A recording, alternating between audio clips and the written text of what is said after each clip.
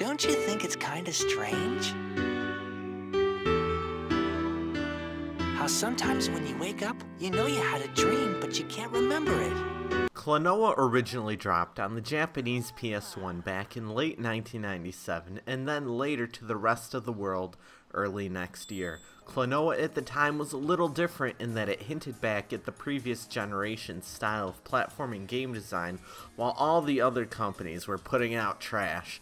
These first 3D systems just could not handle rendering decent 3D worlds. This led to a whole lot of trash games, including Bubsy 3D and Croc, as companies like Sony would outright demand third-party companies to embrace horrific graphics or suffer having games blocked on their most popular console. It was tragic.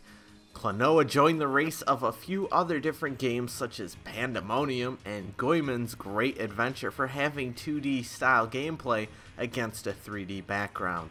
Klonoa looked pretty cool for what it was. Sadly though, the game was still only a sleeper hit at best, as the other big thing at the time besides 3D was mindless violence and high-octane extreme crap as we listen to our great nu metal bands condemning anything colorful.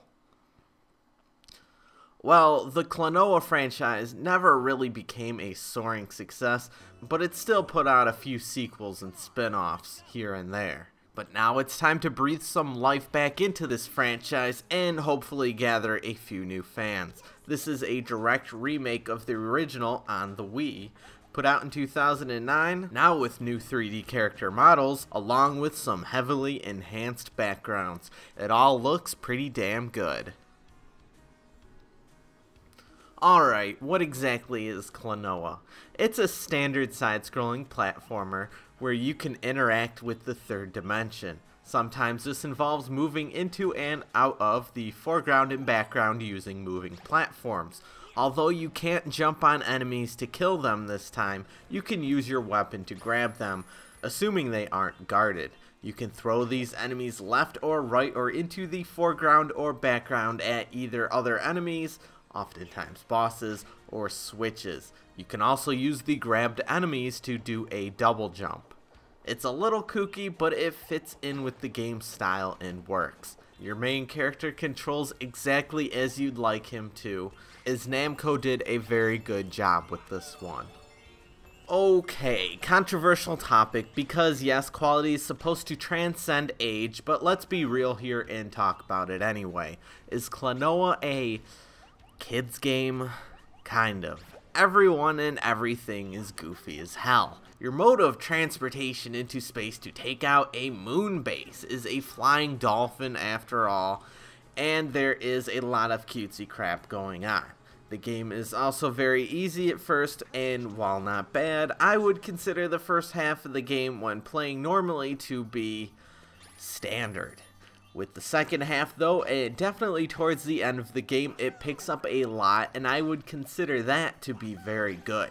You get some top quality platforming in here. The story has an interesting edge. I wouldn't say that it's the dialogue writing that's good, but maybe the scenarios. The goofiness turns into borderline bizarre, ends up shoving a few character deaths at us, and has just enough, were the developers high when they made this, to maintain my interest throughout. The ending and epilogue were pretty weird as well, which is a very good thing. I actually enjoyed this game quite a bit. Quality platforming appeals to me a lot, and I definitely found it to be here. Some of these other retro throwbacks lately have been misses in my opinion, or just sort of okay, but since there's not a lot of competition, they're considered to be great, even though I really don't think so. Klonoa is good though. The music is also just standout spectacular, and some of the best stuff I've heard in quite a while. It's the kind of music you'd want to hunt down the soundtrack for. The game is moderately short, sure, but then there's some nice secrets stuffed in as well. 2 different languages to play in, which would be English and Phantomile, which is just gibberish. And its starting retail was only 30 USD, which is a great price which I would take into consideration when judging this. If you enjoy wacky-ass platforming games, this one is for you.